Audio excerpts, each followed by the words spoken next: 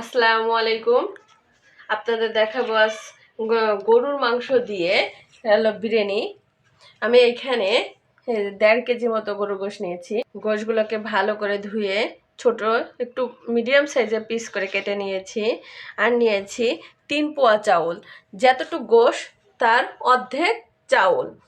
আর লাগবে আমার হলো জিরা পেস্ট, আদা রসুন সব পেস্ট করে নিয়েছি। লাগবে এটা হলো ব্রেস্তা।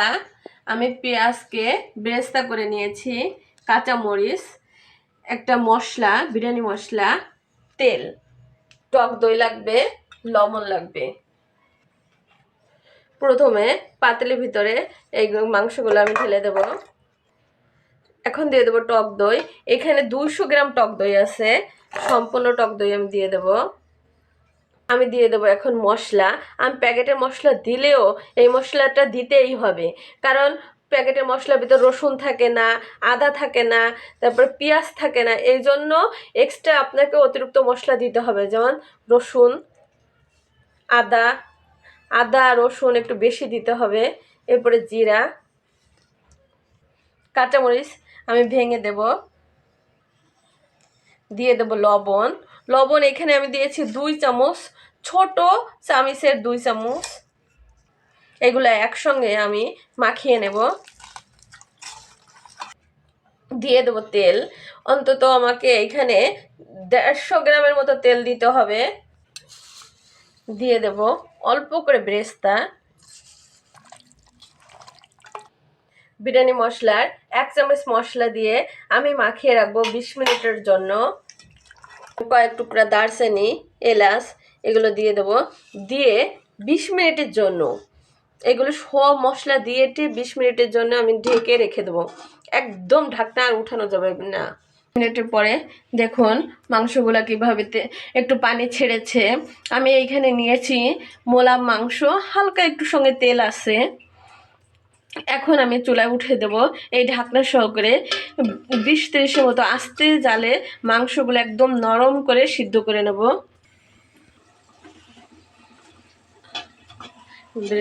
দেখুন এই যে মাংসগুলোই অনেক পানি বের হয়েছে টক দই দেওয়ার জন্য এবং মাখিয়ে রেখে দেওয়ার জন্য। এইটা আস্তে জাল দিয়ে পানিটা শুকায় নিলেই মাংসটা একদম সফট হয়ে যাবে। আমি ঢেকে রেখে দেব। দেখুন বিরিয়ানির এই যে গরুর গোশগুলা কত সুন্দর হয়েছে। গোশগুলো একদম সিদ্ধ হয়ে গিয়েছে। গোশগুলোকে ভালো করে সিদ্ধ করতে হবে, কারণ গরুর গোশ যদি ভালো সিদ্ধ না হয় তাহলে বিরিয়ানি খেতে অনেক টেস্টি হবে না। বিসমিল্লাহ। আমি একটা পাতিল নিয়েছি, পাতিলে একটু তেল দিয়ে দেব। এই 1 কেজি চাউলের পোলাও রান্না করতে গেলে আপনার 200 অথবা 250 গ্রাম তেল লাগবে। আমি এই যে চাউলগুলো ধুয়ে একটা ঝুড়িতে পানিগুলো চাউলগুলো দিয়ে দিলাম। এখন চাউলগুলো ভালো করে ভাজতে হবে। এই পোলাও চাউলগুলা জাল একটু কম দিয়ে আস্তে আস্তে করে চাউলগুলো ভেজে নিতে হবে। চাউলগুলো ভাজা হয়ে গিয়েছে। এখন দিয়ে দেবো কয়েকটা কাঁচামরিচ, দিয়ে দেবো অল্প একটু মশলা। এটা হলো রসুন, এটা আদা, দিয়ে দেব জিরা। এখন আর একটু ভেজে নিতে হবে। দিয়ে দেব 1 চামচ এই যে বিরিয়ানি মশলা। চাউলগুলো ভাজা হয়ে গিয়েছে। এখন দিয়ে দেব পানি। চাউল দিয়েছি আমি এই মগের 2 মগ। আমি এখন পানি দিয়ে দেব এর ডাবল, 4 মগ।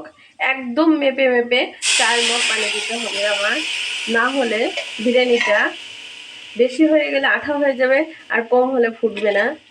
2 মগ দিলাম। দিয়ে দেবো হলো লবণ। এই যে ছোট চামচে 2 চামচ লবণ দিয়ে ঢেকে দেবো। দেখুন আমার পোলাওগুলো কত ঝরঝর হয়ে গিয়েছে, হালকা একটু ফুটতে বাকি আছে। আর তখন আমি এখন এই যে গোশ রান্নাটা দিয়ে দেব এর ভেতরে। ভালো করে আমি উল্টিয়ে পাল্টিয়ে গোশগুলা এই চাউলের সঙ্গে একদম মিশিয়ে দেব। আমি ভালো করে উল্টে পাল্টে একদম এই যে গোশগুলো মিশিয়ে দিয়েছি এর সঙ্গে। এখন আমি 3-4 মিনিটের জন্য দমে রেখে দেবো, একদম আস্তে জাল দিয়ে দমে রেখে দেবো, তাতে এই পোলাওটা একদম সিদ্ধ হয়ে একদম হয়ে যাবে। এই যে এই মুটকির 1 মুটকি দিয়ে দেবো কেওড়া জল। ব্রেস্তার ভিতরে আমি অল্প করে একটু চিনি দিয়েছি, দিয়ে আমি মাখিয়ে নেব এরকম। আমি এখন এই বিরিয়ানির উপরে এইভাবে ব্রেস্তাগুলো ছড়িয়ে দেব, ছড়িয়ে দিয়ে 2 মিনিটের জন্য দমে রেখে দেব। দেখুন আমার বিরিয়ানিটা কত সুন্দর হয়েছে। আমি নামিয়ে ফেলেছি বিরিয়ানিটা। আমার বিরিয়ানি রান্না করা শেষ হয়ে গিয়েছে। আপনারা এভাবে খুবই অল্প জিনিস দিয়ে অল্প সময় বিরিয়ানি রান্না করে খেতে পারেন। আমার চ্যানেলটার পাশে থাকেন, পাশে থেকে আমাকে সাহায্য করবেন, কমেন্টস করবেন এবং লাইক দেবেন। আমার চ্যানেলটা কেমন কি আমাকে জানাবেন। আল্লাহ হাফেজ।